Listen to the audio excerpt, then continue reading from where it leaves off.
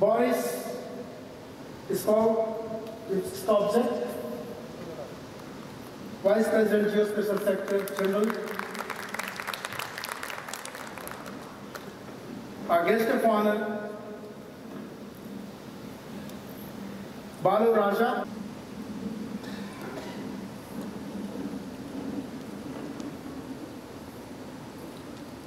With this, I would like to request all of you to give a big round of applause to our guest.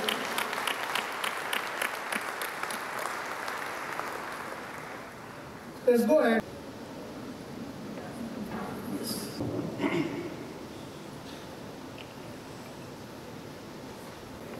Mr. Boris Sokolzik, Vice President, Geospatial Trimble Incorporated, and Mr. Nick Walton from the United Kingdom, and Sanjay. I'm delighted to participate in the Geosmart conference. And I'd like to thank Geospatial World for organizing and Sanjay for inviting me to be part of this opening ceremony. Since I've been expect any profound insights from me, but I think all of you know more about Geospatial than I do. But let me start with the obvious. Space ends, that is with data, is where Geospatial starts, that is from data. Communication, what have you. And Geospatial analytics extract insight from satellite data and data from other sources, driving innovation and economic growth. Together, they enable industries such as logistics, defense, and agriculture for driving innovation and the GDP growth of a country. Indeed, downstream geospatial applications have become indispensable in daily life. From data, as they say, is the new oil, and data insight is today the driving wheel of the knowledge economy, penetrating and integrating across workflows and processes of every industry. Let me just give you a bit on what has happened in the last 2-3 years, and most of you will be reasonably aware of this. The Indian Space Policy and the National Geospatial Policy, released in December 2022 and April 2023, have significantly liberalized the geospatial sector, fostering innovation and economic growth through deregulation and democratization of data, encouragement of private sector participation by creating a conducive environment for private enterprises. The role of Geospatial Data Promotion and Development Committee, GDPDC, headed by Mr. Srikant Sastry, is core to what's happening in the geospatial industry right now. And as Sanjay mentioned also, that this committee has significantly driven and taken forward what will happen in future. Chandrayaan series 4, 5, 6, Indian on the moon by 2014, Indian Antariksh station, Venus mission, which is available to private sector at a nominal or a free of cost. And then multiple data disseminators, mostly from outside India. But is any time, anywhere, any resolution, any revisit frequency being met? No. Affordability? Question mark. Low resolution data, high resolution data, not enough high resolution data today being available.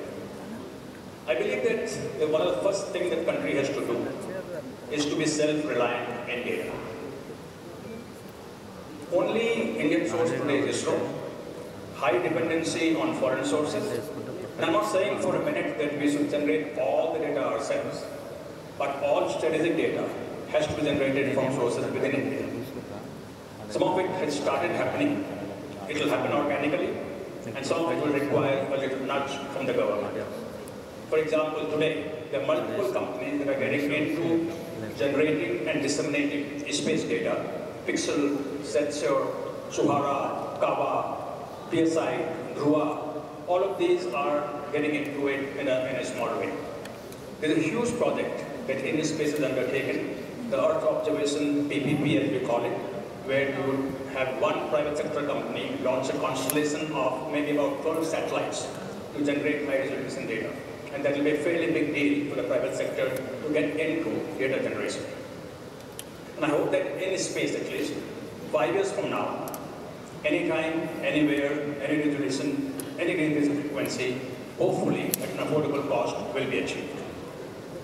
Now when it comes to rest of the data that geospatial industry uses, ground data, aerial data, drone data, I don't have full knowledge of what's available, but I know for sure the Survey of India is a keeper and a source for data for many of you, and there are many other sources within government, and I don't think there's too much of private sector data available as of today. Data probably is in pockets, and I don't think there's any aggregate of data as of now. And again, GDPDC has taken a fairly ambitious project. I think by 2030, Srikant, we will have all of the country mapped with high resolution data. That's a fairly ambitious project today. Let me say that when I had my first meeting with the Honorable Prime Minister, when I just had taken over this role,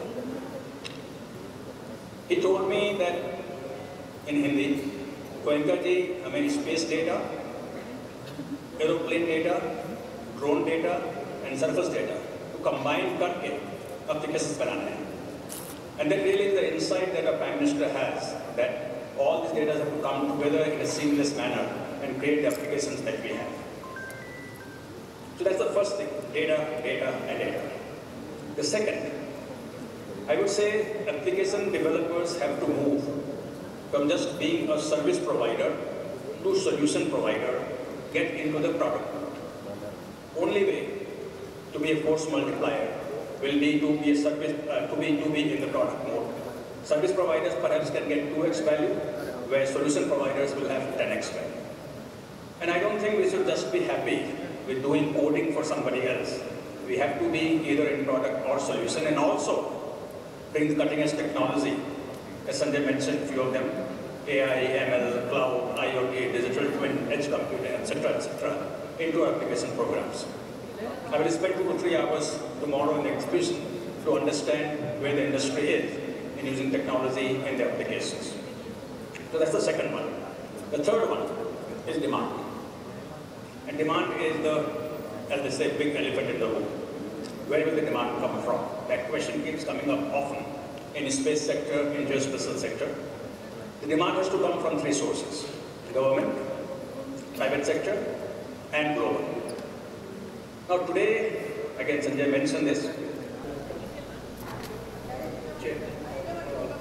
in space, CEO, Boris Skopia, Vice President from Dribble, CEO of Geospatial, and a dear friend, and all other dignitaries, ladies and gentlemen, good afternoon, namaskar. It's my honor to be here and share some of my thoughts today. Both Sanjay and Dr. Goenka share a lot of good things about what is happening in the country, and I fully agree with them that you may find a little bit of repetition, though I'm covering slightly different aspects, but they also touched about the space and data and policy environment, and those are very, very important aspects. We are truly in a golden period for geospatial sector. Leaving aside the recent news, India has been in a period of high economic growth. Many sectors are doing very well, and geospatial sector, though small, is certainly one of the sectors that are doing very well in the country. There has been tremendous change in the policy environment for the geospatial sector over the last 4 years. In February 2021, new geospatial data guidelines were provided, and later in December 2022, National Geospatial Policy was published. During the same period, a new drone policy and remote sensing policy were also announced. All these forward-looking policies together have propelled the use of geospatial technologies and content in the country. And recently, if we see, India is taking steps in supporting other countries to be on the path to fulfill the vision of our Prime Minister to make India a geospatial leader at the world stage. Many positive steps have been taken by various government departments. Few examples are setting up, of course, network in the country by Survey of India, various initiatives by Department of Science and Technology, including startup support and setting up of COEs in collaboration with academia, where a lot of new research is happening, new use cases are coming, and these COEs are also working closely with many government departments in execution of projects using geospatial technologies. We are here today for the GeoSmart India conference, which is being held in Hyderabad. This is an event where the who's who of geospatial industry in India comes together. Geospatial is not something that is commonly understood as to what it means for a common man. But geospatial technology is something that touches our life every day, from the time that we get up till the time we go to sleep. All the applications that we have, agriculture, marine, fisheries, urban development, disaster management, everywhere geospatial technology plays a role. And it's very heartening to see how this is growing up, progressing in India. In the last 3-4 years, after the opening up of the space sector, after the geospatial policy that was launched, after the space policy that was launched, this industry is moving very rapidly forward. And we think it's going to become a very important force for India's economic development as well as societal value creation that will happen through geospatial technology. How many delegates participated? I'm sorry? How many delegates were participated? I think here about 1,000+ people are here that have come from all over the world, because there was also India-US Business Summit, and tomorrow there will be India-Japan Business Summit along with the GeoSmart conference. No. Thank you, sir. So your name? Pavan Goenka.